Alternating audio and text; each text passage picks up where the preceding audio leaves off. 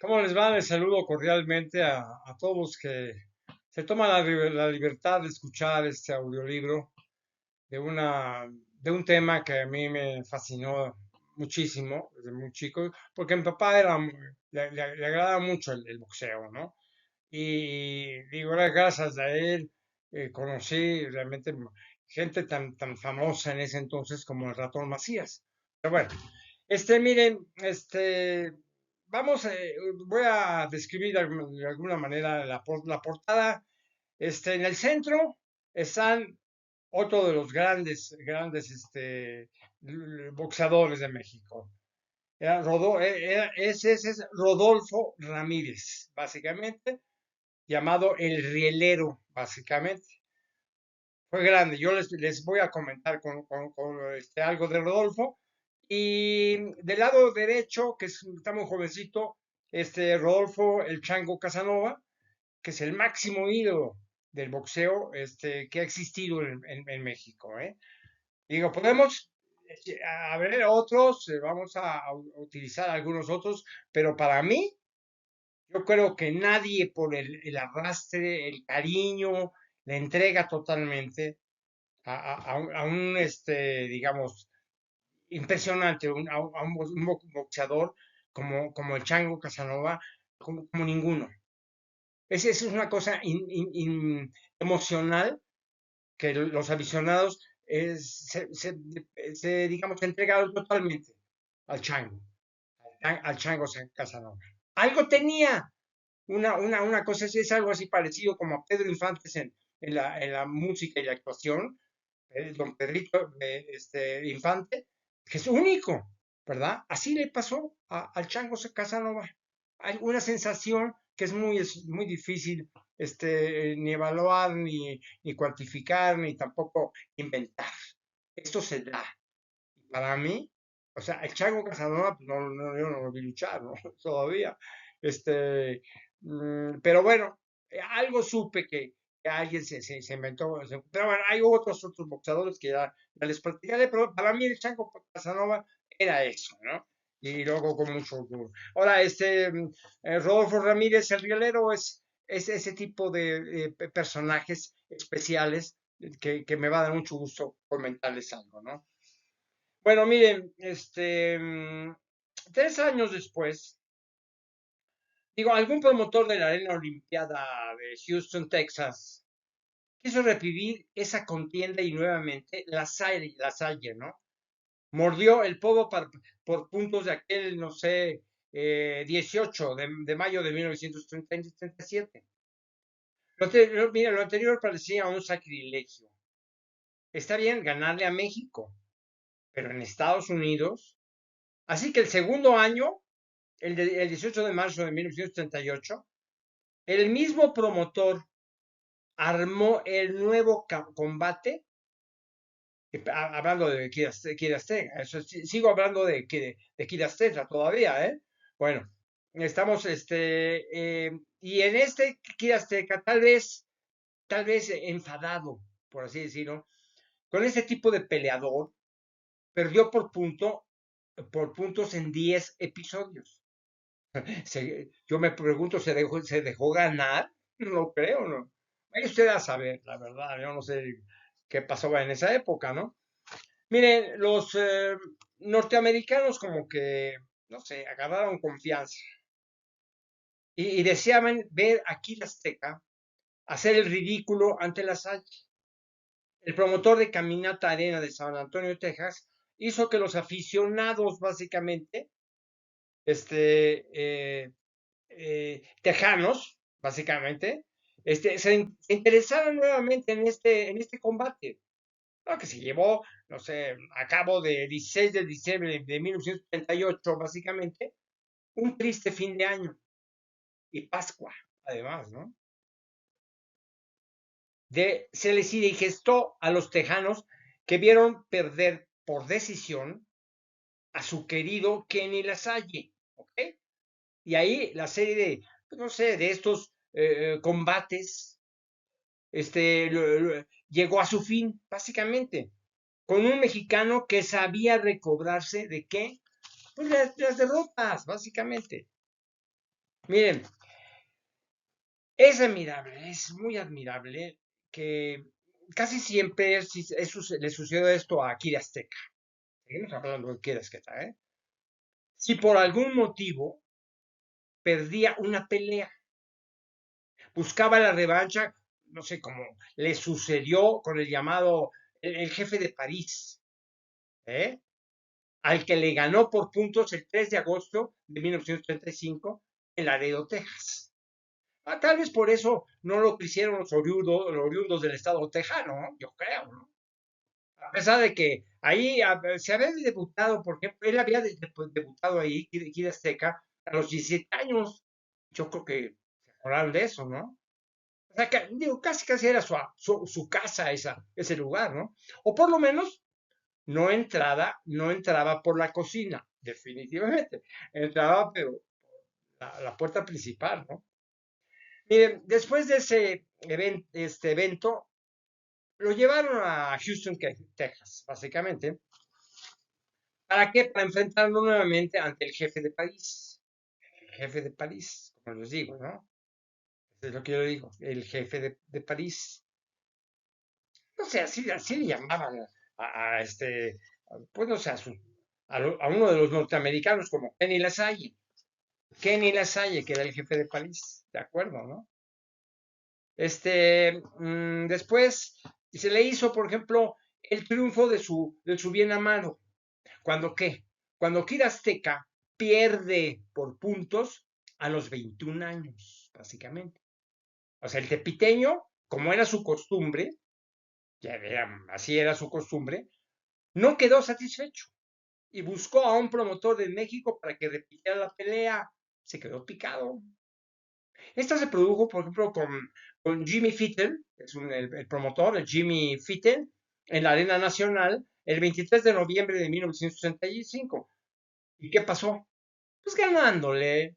El Club Azteca le ganó a París por puntos, no, por puntos en 10 ocasiones. O sea, por lo pronto que logró pues, su deseo, el orgullo que él tenía, ¿no? Mire, hay muchos nombres de peleadores mexicanos, mágicamente, pasaron a probar sus puños, ¿eh? Estamos hablando de Kid Azteca. El problema es que un peso welter era muy difícil verlo enfrentarse con alguno de los otros mosqueteros, o sea, excepto en aquel histórico evento del 16 de mayo de 1936, cuando en la Ciudad de México, básicamente, el ídolo más popular que ha dado el boxeo mexicano, me refiero, no sé, a otro de los mosqueteros, básicamente, de la época de oro de Rodolfo Chango Casanova, quien sin sorprender a nadie pudo ganarle por puntos en 10 episodios, de 10 episodios al Coloso de Tepito. Nomás imagínense, nada más, ¿no? Miren, para complicarse más la vida de Kira Stenka, 2 meses después se enfrenta al duro y complicado filipino Seferino García. Todavía no se los presento, pero bueno, Seferino García, para que aún zarandeado por la agresividad y empuje del Chango Casanova, perdía por nocaut en el quinto asalto, un día de un 17 de junio, 17 de julio, ¿sí? Del mismo año. O sea, me imagino que de ahí se fue a meditar un buen tiempo al barrio de Tepito, pues para saber qué se le había sucedido. O sea, a su regreso, no sé, un tiempo después, ganó 15 peleas al hilo, a dónde y con quién le pusieran. Así era, Kid Azteca, ¿eh? Así era el carácter triunfador de un hombre disciplinado, al que le afectaban fácilmente, por ejemplo, el orgullo, el ser el más constante, primer clasificado mundial de todo México, ¿eh? Otro dato curioso es cuando enfrentan a Kid Azteca con McTower en 3 peleas, todas en Estados Unidos, ¿eh? Y por supuesto, en Texas, en donde ya era como, no sé, un traspatio, traspatio de México, ¿no? En la primera pelea del norteamericano le ganó por puntos, no sé, el 24 de agosto de 1978, en la arena Corpus Christi. De inmediato, por supuesto, a los 3 meses, se animaron para repetirle la dosis al mexicano. Se ve que le traían ganas, básicamente, porque quizá había perdido un mes después de esa pelea con Pedro Hermosillo, también, ¿ok? En la Ciudad de México. O sea, sintieron que empezaban eran 25 años que tenía Kid, qué equivocado estaba, realmente, ¿no? El promotor de Laredo, Texas, que ese 20 de noviembre del mismo año, Kid Azteca derrotó a McDowell por knockout en el octavo piso. Y está este, perfectamente claro. Miren, los norteamericanos quedaron, no sé, picados básicamente con el orgullo, destrozado, básicamente, ¿eh? Y después, y el promotor tejano del auditorio municipal concertó de nuevo una pelea entre ambos el 20 de enero de 1939, ¿de acuerdo? Bueno, entonces, nuevamente, ¿en dónde fue? En la arena Corpus Christi, para ver si se repetía la hazaña del año anterior, ¿no? Y la Azteca sacó el pundonor, el orgullo que tenía Kid Azteca, y lo venció por puntos. Así se acabó la historia, la verdad. No, no le busquen más.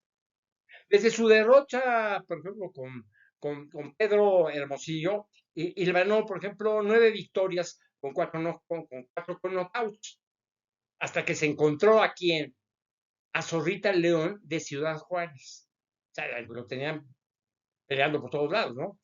Quien lo venció por puntos. Miren, la intermitencia de sus conquistas empezaba a denotar su declive, aunque siempre mantuvo una larga racha de triunfos. Primero 5 y después 8 contiguos. Ya para 1941, por ejemplo, tenía la edad de 28 años, ¿de acuerdo? Es vencido por puntos, por una gran promesa, del boxeo mexicano, ¿eh? ¿De quién se trata que venciera al gran Kid Azteca? No puede ser. Bueno, tenía 28 años, pero de todas maneras, ¿no? Es vencido por puntos por una gran promesa del boxeo mexicano. Se trató del rielero Rodolfo Ramírez, el que tiene ustedes enfrente, centro, en la parte central de la portada. Ese es Rodolfo Ramírez, el rielero. ¿Verdad? Rodolfo Ramírez se enfrentó, con quien se enfrentó en 3 ocasiones, ¿eh? En la segunda de ella, por ejemplo, como Kid Azteca, acostumbraba buscando la venganza de la buena y deportiva, ¿no? O sea, le ganaba por puntos al rielero, ¿de acuerdo? El 16 de enero de 1943, en la Arena México, básicamente, cuando Rodolfo Ramírez, confiado, lo retó por el campeonato nacional a welter en 12 episodios. Ya se manejaba la parte de los 12 episodios. Miren, pasaron, no sé, casi 2 años para que Kid Azteca le diera una nueva oportunidad a Rodolfo Ramírez, ¿ok? Para que se arrebatara su eterno campeonato nacional welter el 13 de enero de 1945. O sea, comprobó el rielero, o Rodolfo Ramírez, el rielero, que Kid Azteca era el rey de los mosqueteros de la época de oro, pero que no era invencible. Así lo demostró, no era invencible. Le arrebató entonces el campeonato, pero no el orgullo. Ese día, 13 de enero de 1945, fue histórico para Rodolfo Ramírez. pero muy, muy histórico, enfrentándose al Tepitano que ya tenía, ¿qué? 32 años, Kira Azteca, ya tenía 32 años. Por supuesto, con menos velocidad, básicamente, y menos resistencia. Sobre todo ante un joven audaz y con muy buena técnica, porque Rodolfo tenía una gran técnica, al que ustedes ven ahí en el centro. Así como lo ve, sencillito, todo el rielero, tiene una técnica es enorme. Miren, después de esa derrota, Kid Azteca perdió, no sé, un par de peleas de más, hasta que nuevamente ese orgullo por ganarla le hizo sumar nueve triunfos en diferentes, no sé, en diferentes lugares del país, como en Estados Unidos inclusive. Cuando perdía por puntos, por ejemplo, en La Habana, Cuba, en La Habana, Cuba, con John Legón, el 5 de diciembre de 1946, más o menos, parecía que nuevamente el coloso de Tepito y de Azteca empezaba su verdadera decadencia. Al no poder recuperar lo que fue suyo durante 13 largos años, mucho tiempo de Kid. Ese campeonato nacional welter era como un símbolo de su fructífera vida boxística. Él se lo cargaba, pero con mucho orgullo, ¿no? Así es, entonces Kid Azteca se preparó para buscar el otro campeonato nacional, básicamente, ¿no? Afuera del peso medio, para buscar, para buscar qué, el otro campeonato nacional, ahora de peso medio, porque ya no estaba tan más delgado, ¿no? Ya pesaba más. O sea, lo tenía en su poder Vicente Villavicencio. Vicente Villavicencio. Se concentró, por ejemplo, la pelea campeonil, básicamente, y se llevó a cabo en la Ciudad de México en el 19 de marzo de 1947. Ya Kira Azteca tenía 34 años, Villavicencio con muy fuerte pegada, eso sí, tenía una fuerte pegada, pues sí, noqueó a Akira Azteca en 8 episodios. Lógico, para desanimarlo y seguir buscando el título de un peso que no dominaba. O sea, era ya el declive de Akira Azteca. Es normal. Si estuvo en la gloria, en la idolatría, pues ya, los años pesan mucho, ¿eh? Bueno, Miguel, como ya sabemos de ese orgullo del Coloso de Tepito, el mes siguiente buscó la revancha que no le fue concedida. Es lógico. O sea, por lo menos por el título, no. Qué importante, qué importaba en realidad si lo que deseaba Kid Azteca era recobrar no sé, su orgullo. Entonces, pues no le consideraron eso, ¿eh? Esa ocasión, por ejemplo, el 28 de abril del mismo año, Kid Azteca venció a Villavicencio por puntos, ¿eh? O sea, Vicente se engañó, bueno, se engañó, ¿verdad? Digo, ¿sabes qué? Se puso, no me hagas esto, ¿no? Quiso hacerle el valiente como flamante campeón que era en el Nacional de Peso Medio, buscando nuevamente otra pelea con el Rey de los Mosqueteros. Se llevó a cabo 2 meses después, básicamente, después de la misma Ciudad de México, el 28 de junio, en donde Kid Azteca demostró al ganarle también por puntos que su cruzado de derecha llegó para quedarse. Eso le salvó a Kid Azteca. Muy orgulloso por lo que veo, ¿eh? Vicente Villavicencio nunca supo cómo quitárselo o evadirlo con toda la maestría que tenía Kid Azteca. No lo pudo hacerlo, ¿no? En ese momento se acabó la trilogía, definitivamente. A partir de ese día, Kid Azteca sumó 16 victorias en su peso natural, excepto, por ejemplo, al perder en 1947 con Bill Lehman en San Antonio, Texas, con una decisión inclinada a favor del norteamericano, ¿no? Mire, estábamos hablando ya de, no sé, del año de 1950, con su última victoria ante Joe Davos, no sé, en Ciudad Juárez, Chihuahua. ¿A qué? ¿Cuánta edad tenía aquí de Azteca? 39 años, ya muchos años. Tal vez ya un poco cansado en tantas peleas. Imaginemos 177 peleas, imagínense nada más. Para ser sincero, no solo se requiere tener, no sé, capacidades especiales, sino ser un boxeador privilegiado. Aflojó el espíritu normalmente, perdió interés. ¿Y quién no? O sea, con tantos rounds peleados. Entonces, había que preguntarle aquí a Azteca, oye, ya son tantos rounds. No puede ser. Subo seis derrochas al Lido, ¿eh? ¿Sí? Ya, digo, en esa edad, ya no ganaba nada, ni casi ninguna, ¿no? Tres en Estados Unidos, por suerte solamente en Texas, por cierto. Otra en Arkansas, y en Madison Square Garden, pues con, con Johnson, pues como para decir, ahí nos vemos, ¿no? Sí, sí. Miren, los que le ganaron fueron, por ejemplo, Eusebio Hernández, Carlos Salas y Juan Padilla, peleadores más o menos conocidos, ¿no? Tuvieron más bien, eso sí, tuvieron el honor de conquistar el triunfo ante Kid Azteca. Solamente, por ejemplo, ante Field cayó en 4 episodios a partir de 1953.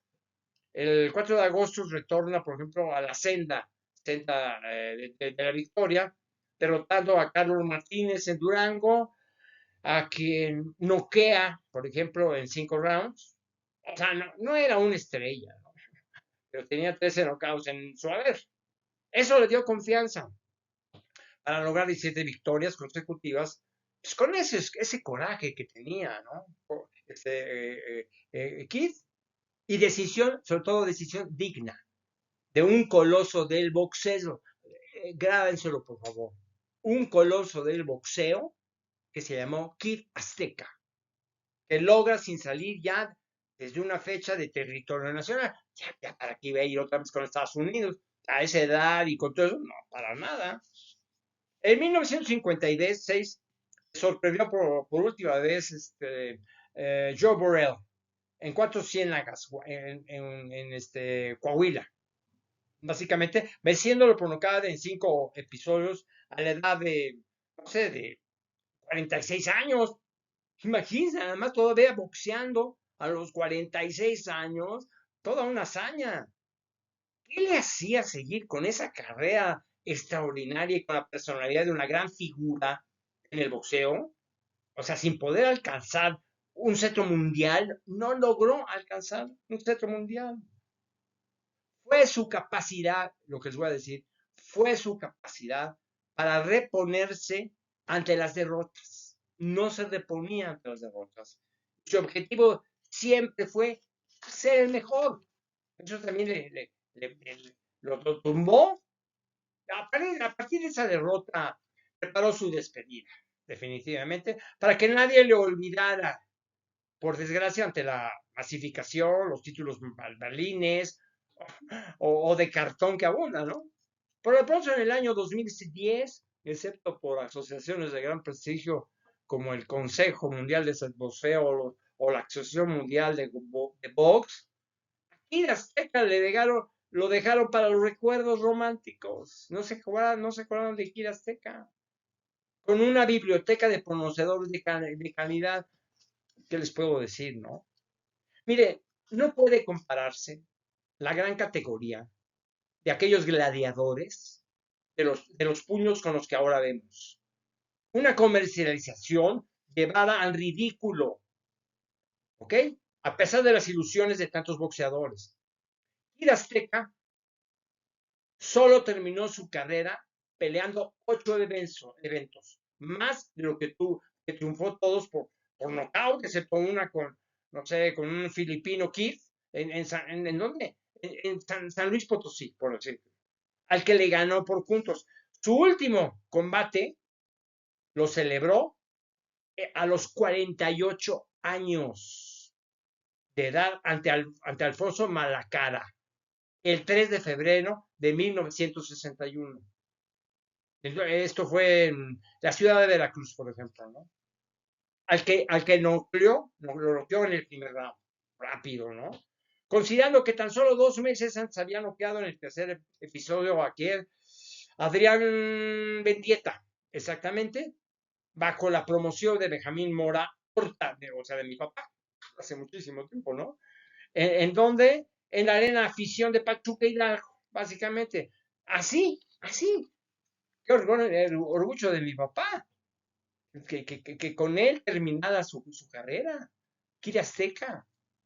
Así termina una historia a lo grande con el rey de los mosqueteros del coloso de Tepito, el niño chino, Kid Azteca. ¿Murió? Nos preguntamos, ¿murió? No creo. Estos colosos jamás mueren.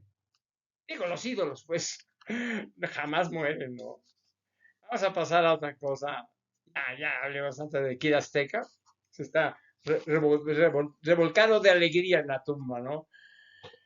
Cuando yo llega a mi aprecio, a mi consideración, la figura de Rodolfo Chango Casanova, para mí, él fue el ídolo del pueblo, totalmente. El máximo ídolo natural, como les dije al principio, comparado con Pedro Infante. Es una cosa especial entre los grandes ídolos del pueblo de México, fue Pedro Infantes, y en este caso fue Rodolfo el Chango Casanova. Miren, Rodolfo Casanova nace en la ciudad de León, Guanajuato, el 21 de junio de 1915. ¿Okay? Contemporáneo de Kiri Azteca, por ejemplo, y el segundo más importante de los mosqueteros de la época del oro del boxeo mexicano. ¿En qué? En peso pluma, sobre todo, logró lidiar con 72 peleas, de las que ganó 54, 13 por nocaut y perdió 17. ¿Cuándo qué? Pues cuando fue noqueado, solamente en 6 ocasiones, ¿no? Rodolfo debuta profesionalmente a los 17 años, igual que Kid Azteca. La misma edad de Kid Azteca. Y termina su carrera muy joven, a los 27 años, entre 27 y 43. Qué diferencia, ¿no? Pero bueno, solamente 10 años, 10 años de grandeza sobre el ring de Rodolfo, el chango. 10 años. Solamente chispazos de gloria mundial, de estar en los primeros lugares de las clasificaciones mundiales. ¿De acuerdo? Es muy importante esto, ¿eh? O sea, 4 años, por ejemplo, con los 4 mosqueteros para quedar grabado en letras de oro, como el más adorado de ser, que era, por transmitir lo que pocos pueden lograr, un magnetismo especial que es de elegidos, solamente de elegidos, nada más. Kid Azteca lo tuvo como un gran y sólido combatiente, o sea, de larga trayectoria, disciplinado, ordenado. El Chango Casanova tuvo la chispa que encendía los corazones de quienes lo veían boxear. ¿Para qué? Para adorarlo, pero perdonarle todo, para extasiarse con tan solo saber que es Casanovita, ¿de acuerdo? El gran Chango subiría al ring de alguna manera arena porque la emoción estaba garantizada totalmente. Porque el deleite llevaba al paroxismo, o la exitud, o sea, no importando básicamente si perdida o ganada, era el changuito Rodolfo Casanova. No había más nada más. Nunca hubo más de eso. Nunca habrá más Baby Chango o Casanovita, ni alguien que se le parezca. Era único. Y entiéndanselo, ahora y antaño y ahora, siempre será único en su tipo.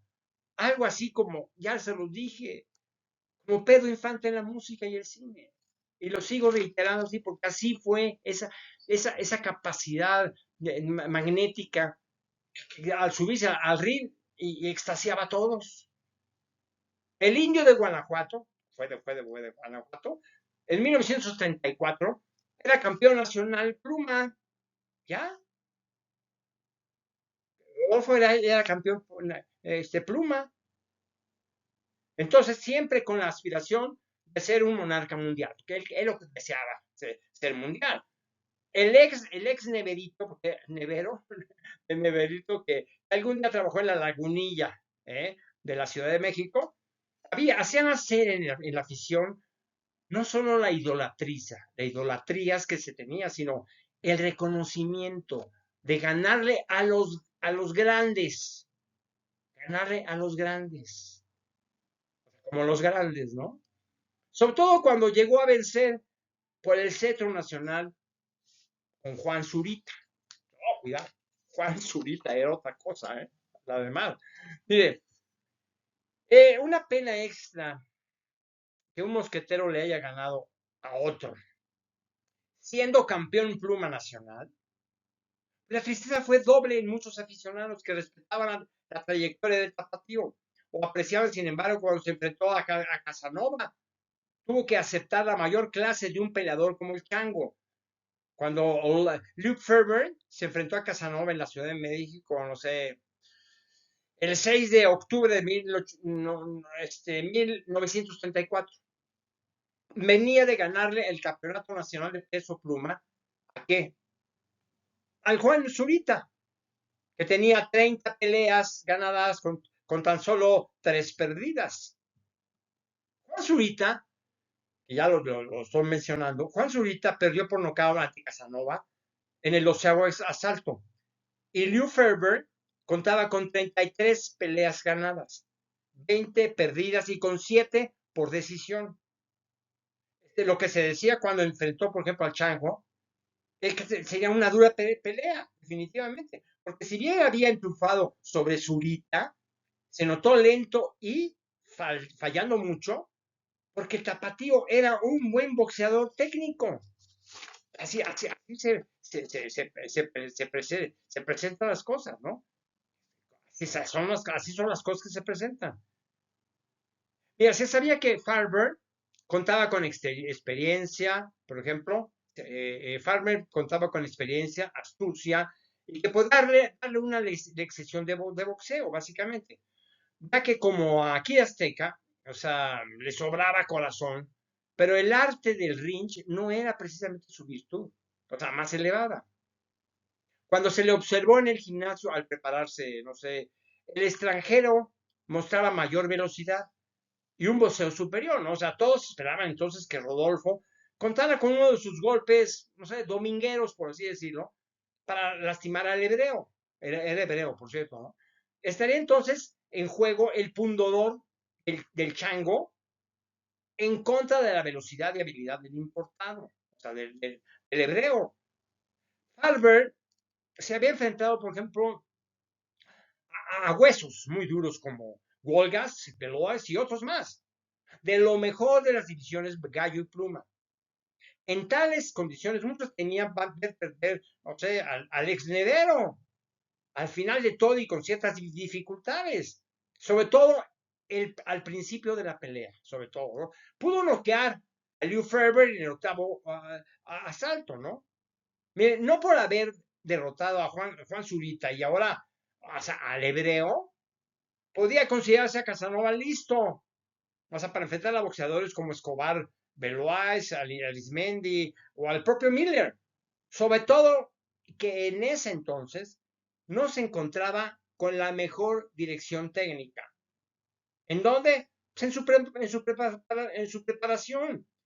Para cuando la tuvo, al lado de Tío Torres, que era un muy buen entrenador, el Tío Torres O cuando había, no sé, noqueado a Chris Pineda, pues que era muy, muy evasivo, ¿no?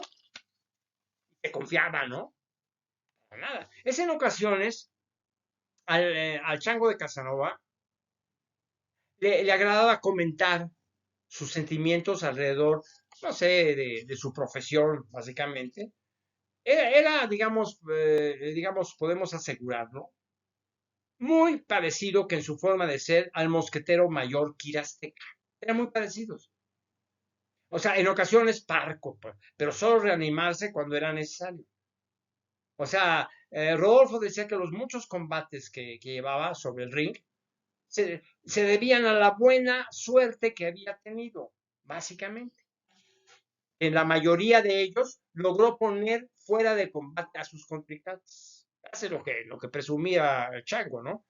Todo esto lo había producido en cierto placer. Le producía un cierto placer. Cuando los noqueaba, podía considerarse una íntima, no sé, satisfacción profunda cuando veía caer a sus adversarios. Era un instinto, es un instinto primitivo de victoria y liderazgo. O sea, como una reacción silvestre. Tal vez enfermizo, ustedes quieren, cuando estaba en ver destruido a su oponente por medio de sus puños. Se sentía fuerte, ¿no? O sea, Casanova experimentaba un agrado especial, ¿eh? O sea, no le importaba en realidad el momento cuando le levantaban el brazo, básicamente, en señal de triunfo.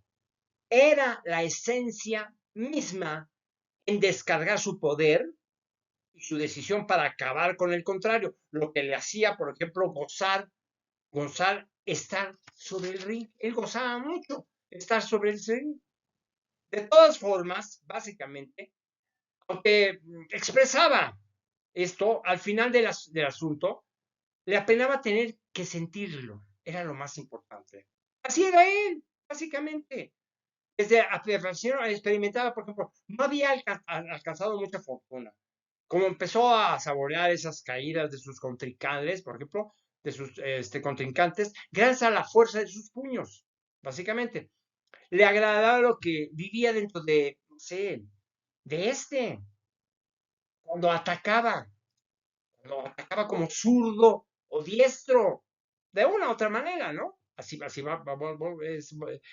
peleaba. Quería que, por ejemplo, su aprendizaje llegó cuando, desde muy chico, al ver, o sea, las peleas, lo hacía con gran atención y que instintivamente trataba de imitar lo que aprendía a observar, ¿no? Casanova consideraba que los mejores peleadores a los que se había enfrentado en la época de oro fue, o sea, Speedy Speedy Dado y a John Tommy, al que consideró en ese tiempo como alguien que le había complicado tanto una pelea como nadie. Lo catalogaba mejor que Dado, por ejemplo, que no pudo noquearlo. O sea, la última vez que se enfrentó con él. En cambio, Tommy sí logró ponerlo en la lona. Y eso yo creo que le pudo un poco de, no sé, egoísmo o algo así, ¿no? Por ejemplo, Casanova, vamos a platicar que como practicaba Casanova con otras personas. Decía Casanova, mi victoria sobre Dado, le decía Casanova, ¿no? Aunque yo lo sentí desde el asalto sexto y séptimo, no fue por nocaut, así decía Casanova, ya que estaba algo malo del hombro derecho y no podía conectar con fuerza. Además, Dado sabe mucho, y como yo sabía que caería apenas lo tocara en la barba, se dedicó a defenderse. Ese chinito era tailandés también, ¿no? Es muy bueno a la defensa, así decía Casanova, ¿no? Entonces, pero se explicaba, ¿no? Pero, entonces, ¿por qué Tommy? Se le preguntaba, ¿no? Es que en el box, decía Casanova, creo que los más peligrosos son los que más duro pegan. Y por eso a Tommy le doy lugar aparte. Qué bárbaro, ¿no? Luego le preguntaban a la gente, ¿pero es peligroso? Le preguntaban nuevamente, ¿no? Entonces, y Casanova contestaba, Tommy es peligroso, dice. Logra muchos goles y también los aguanta. Su debilidad es que es menos hábil que Dado. Pero si no fuera por eso, sería más terrible de lo que en verdad es. Se justificaba a Casanova, ¿no? Pues no, si no es cierto, pero es que es otra cosa. Otra cosa. Este, luego le preguntaban a Casanova, ¿y cómo lo comparas con otros contrincantes, no? Le preguntaban algunos, digamos, gentes a Casanova, que por cierto, que vestía muy elegantemente, por cierto, le gustaba mucho. Y entonces, Casanova decía, otros contrarios que he tenido, contestaba muy seguro, ¿no? Como Phil Tobias, Henry Fierro, Baby Palmore, no me han costado tanto trabajo, ni me han hecho pensar como Tommy, así decía Casanova, ¿no? Y luego le decían ellos, o sea, ¿y qué más puedes decir de cómo te fue con Tobías, por ejemplo? Le preguntaban a Casanova. Él contestaba, Tobías me sorprendió con un golpe de izquierda, aseguró, lo aseguría. Me dio en la cara y me tiró. Pero me vengué cuando lo noqué en el tercer asalto. Ese judío sabía mucho y era peligroso. Por ejemplo, es Pineda. Él es muy buen boxeador, pero le falta corazón para pelear.